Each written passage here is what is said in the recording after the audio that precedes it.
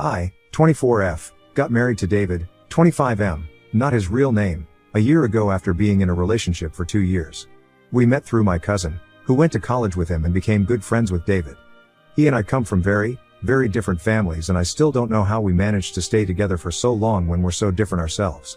For context, my parents are both realtors and I've had a normal childhood.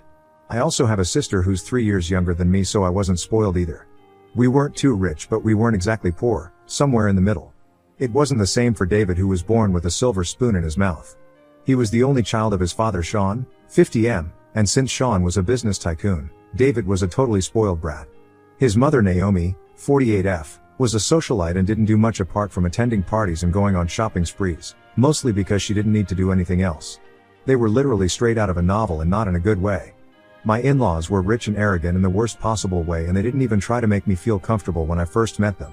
In hindsight, it feels weird that I didn't think their behavior was odd, but I was so in love with David that I didn't even care how his parents were. Neither did I care about the fact that they demanded that I live with them once we got married. I just agreed to all their terms and conditions because I wanted to marry David, and I assumed that so did he. He was my first serious boyfriend, and before him, I'd only ever had short flings with either men who weren't serious about me or men whom I didn't care for much. David was sweet, charming, and seemed like the perfect guy while we were dating, so I didn't think there was anything wrong with moving in with my in-laws once we got married. To be fair, they lived in a literal mansion, and I believed that we'd have our personal space in spite of the living arrangement. His parents had also been quite civil to me before we got hitched, and that was yet another reason for me not to question things. After I said yes to his proposal and agreed to their arrangement, it was my in-laws who seemed thrilled and covered the cost of the entire wedding, even though my parents had said that they wouldn't mind splitting the cost. My family and I actually thought that they really liked me, and we even discussed at length how they were being so kind to me. We had no idea what was to come, especially with regards to David, who had never been anything but perfect in my head.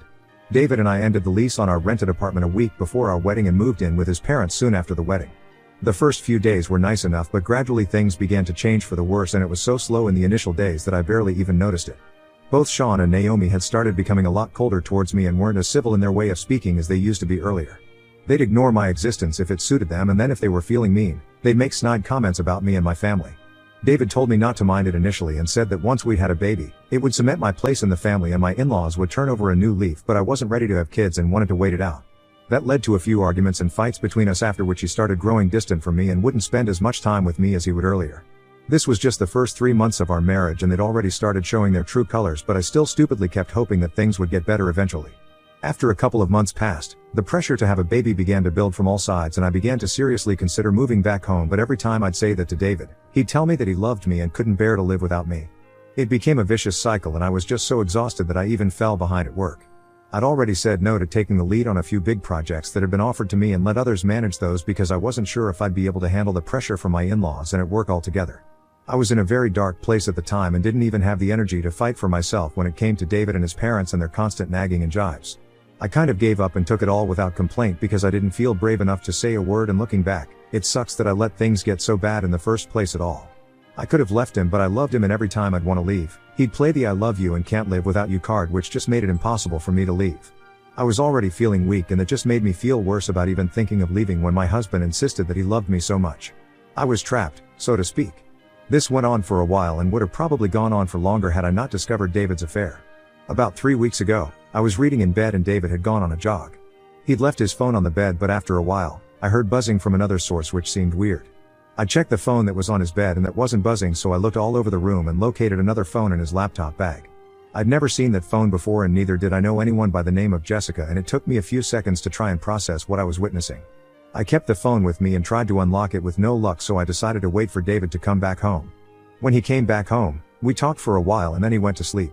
After he fell asleep, I used his face to unlock the phone and went through the only messages he had on this phone, the ones with Jessica. Their texts were all pretty explicit, and it was obvious that he was having an affair with this lady. They'd made several plans to meet and had gone through with those plans as well, from the looks of it. The texts went back to almost 4 months, after we'd just been together a little over half a year. The recent texts weren't very flirty or cute though, and were mostly Jessica demanding an explanation for something that had happened and insisting that he either leave me or he get the job done that he'd promised. David had been ignoring her for the most part, and that's probably why she'd called that day. While reading the texts, I recorded it all with my phone and even took screenshots and sent them to my email address for good measure. Then I cried myself to sleep as silently as I could, because the realization that David had been cheating on me for the past 4 months had finally hit me and I couldn't hold it together anymore. I cried the entire night away, but by the next morning, I was ready to confront David about what I'd found. I expected him to deny it or try to get me to forgive him, but he did none of those things to my surprise. He owned it and told me very confidently that he had cheated on me with an employee and everyone in the family knew about it as well. Apparently, he'd meant to tell me about it, but he thought that it would get in the way of having a child and he didn't want that right now because his parents were hounding him to have a baby so they'd have an heir for the company at the earliest. That was pretty much my only purpose as a member of their family, to present them with a kid so they'd have someone to take over the business eventually, and that's why he'd married me so early. According to him and my in-laws, these were my prime years and I'd have to have a baby soon. It was already bad enough that I came from such a financially weak background. The least I could do for them was give them a healthy child at the right time. He even had the audacity to tell me that he was getting stressed out because of my refusal to have a baby and the pressure that his parents had put him under, which is why he'd had an affair and he'd been honest with his family about it, so there was no need for me to get so mad since his parents didn't mind. Jessica was just his stress relief, but at the end of the day, I was the one he loved and I was his wife, so I didn't have to worry. After saying all that rubbish to me, he left for work that day without even waiting for a reply because he thought this was totally normal behavior. I packed my stuff up right after he left and snuck out of the house to go back to my parents' place, where I told them everything once I got there. They had no idea how my life was at my in-laws' place because I'd never told them out of fear that there'd be a ton of drama if I did tell them the truth about how I was being treated by my husband and in-laws. After I found out about the affair, I realized there was no point in holding back anymore and spilled everything. My parents were very supportive and instantly put me in touch with one of their friends who happened to have a son, a divorce attorney. I told David that I needed some time to think and that I'd be living with my parents for a while, and he bought it.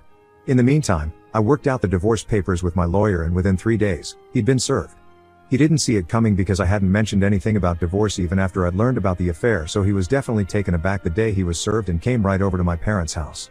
He thought that he could argue his way back into my life, but in my head, our relationship was over and I'd accepted that, so his arguments were all pointless. He went back home disappointed that I wasn't staying with him despite his cheating, which just goes to show that he really did think of me as nothing but a huge pushover who could be bossed around all the time, and I'd stay nevertheless. The day after that, I received a call from my in-laws and Naomi told me that I'd pay for what I'd done to her son because he'd apparently been miserable once he realized I wasn't coming back. She told me that I'd made her son cry and that's why they'd make sure that I was absolutely destroyed in court. I told them I could handle it and then blocked them, but that was just all talk. I knew they were rich and influential people, so picking a fight with them wasn't exactly in my best interests. After contemplating for a couple of days, I decided to take a leap of faith and get in touch with Jessica. I remembered that they hadn't been on good terms in the recent past, judging by their texts, and I hoped that she'd be willing to help me out. After a lot of stalking, I found out that Jessica was actually an employee where David worked. Sean was the founder and CEO of the company and David was the COO of the same company. Jessica worked under David, which I found out from their website. Once I found her social media account, I decided to text her and ask her to meet me because I didn't think these things were appropriate to be discussed in the text. She agreed and we met at a nearby cafe about a week ago. She was a couple of years older than us, very attractive, and single, so it was no big surprise that David had chosen her to have an affair with. She apologized to me for wrecking my home, but also said that it was not personal and the only reason she'd gotten involved with David was because he was the one who initiated the affair and had promised her a huge promotion and raise if she agreed. So for her, it was mostly greed and ambition that allowed her to forget that David was a married man and continue the affair with him, and for David, it was just a stress buster. She told me that she'd continued to work even after the affair ended about a month ago because the promotion that she'd been promised ended up going to some other employee who also happened to be a woman, which had led her to believe that she was probably not the only person that David was involved with in the office. She'd been trying to get back at David by texting him on his secret phone that he usually hid from me by keeping it turned off along with his laptop, but on the day that I'd found out, he'd probably forgotten to do so. Jessica confessed to me that she'd been trying to blackmail him into promoting her, or else she'd come out with the truth and end our marriage, so he could either leave me himself or she'd arrange it for him. Unfortunately, the threats had no effect on him because somewhere deep down, both of them knew that he had way too much influence and wasn't going to be intimidated by an ordinary employee. She'd be the one jeopardizing her future career if she spoke up, and that's why she'd had to continue working in silence despite knowing what she did, because she was scared she'd lose her job if she said anything against him. Me texting her had given her some hope, and that's why she'd agreed to meet me, so we could at least come up with some idea about what to do next. I explained my side of the story to her and then, we decided that for now, her best bet would be to file a report with the police to make sure this goes on his record and get in touch with the other female employees of the office so we could find out if he was involved with any of them or not. After about 4 days, she told me that she'd spoken to most of the female employees that she worked with, and the majority of them said that they had been offered such deals by David where he'd hinted at promotions if they agreed to his terms. A lot of them had turned him down, but another woman, the one who had been promoted, told us that she'd had an affair with not only David but also Sean, and when she'd heard that Jessica was about to receive the promotion over her, she dropped by at their house to confront them in person. I wasn't at home at the time and had been away with a few of my friends, so I hadn't witnessed this incident personally, but she told me that when she'd confronted the two men, Naomi had actually physically attacked her and slapped her senselessly. She'd pinned her down to the floor with Sean's help while David yelled at them to stop but didn't actually do anything to stop them physically. They'd hurt her pretty badly and she went home with scratches and bruises all over because of how vicious Naomi had been while screaming at her like crazy and accusing her of being an immoral homewrecker. Once she got home, she called David and told him that she was going to complain to the cops, but he pacified her and told her that he'd make sure she got the promotion she deserved as long as she kept the affairs quiet. So in exchange for that, she agreed, but even now, Sean had continued to verbally abuse her and treat her like crap when no other employees were around. She'd stayed quiet for the same reason as Jessica, because she knew how powerful these people were and she didn't want to invite trouble for herself for no reason. In addition to that, she also didn't have any proof of the attack itself, so she couldn't come out and accuse Naomi because she knew they'd destroy her. When she said that, I finally remembered something I'd done ages ago, back when David and I had started fighting over when to have a baby. When nobody was at home, not even the housekeeper, I'd had CCTV cameras with recorders installed in every room of the house because I'm a generally paranoid person and things were so bad at the time that I'd started considering divorce but hadn't left. I'd installed the cameras so I'd have proof of the kind of mistreatment I was going through for the divorce to make it easier, but then I'd forgotten about it because things were so bad. When I was told that she didn't go to the police because she had no proof of the attack, I decided to finally log into the system and check out the footage from the date she'd mentioned, and luckily, the cameras had captured every single thing. It was horrifying to watch Naomi attack her while Sean helped her out and my husband just stood by, doing the bare minimum but not actually bothering to physically intervene. I knew they were horrible people, but this was way too much for even me to stomach, and even talking about this right now makes me feel so uncomfortable. Once I found the footage, I forwarded it to the two women and told them to go report everything to the cops, which they did. And a few days ago, my husband and in-laws were all arrested for the things they'd done, and I couldn't have been happier about it. It was David's lawyer who called me and told me about it because apparently, David had said that he wanted to speak to me. They were all being detained in prison until the trial started, but I had no intention of going to visit him. When I told his lawyer that I wasn't interested in seeing him again, the man literally lashed out at me and called me all sorts of degrading names. It wasn't surprising because David and his lawyer were actually childhood friends, but for him to take things so personally was a little surprising for me. He accused me of using and manipulating David's coworkers so that it would be easier for me to get what I wanted in the divorce settlement, which made me just as bad as him, if not more, since even I was using people for my own gain. I didn't know what to say to him, so I just hung up without arguing, but now that I think of it, it kind of does make sense. After all, I did push Jessica, the other woman, and God knows how many other employees into something that would definitely affect their future and their careers, all because I didn't want my divorce to go awry and I was too scared to go up against my in-laws all by myself. I keep trying to convince myself that everything will work out fine for everyone involved, but I don't know that for sure, and so if things don't go well for Jessica and the others, that'll be my fault and I'll never be able to forgive myself for it.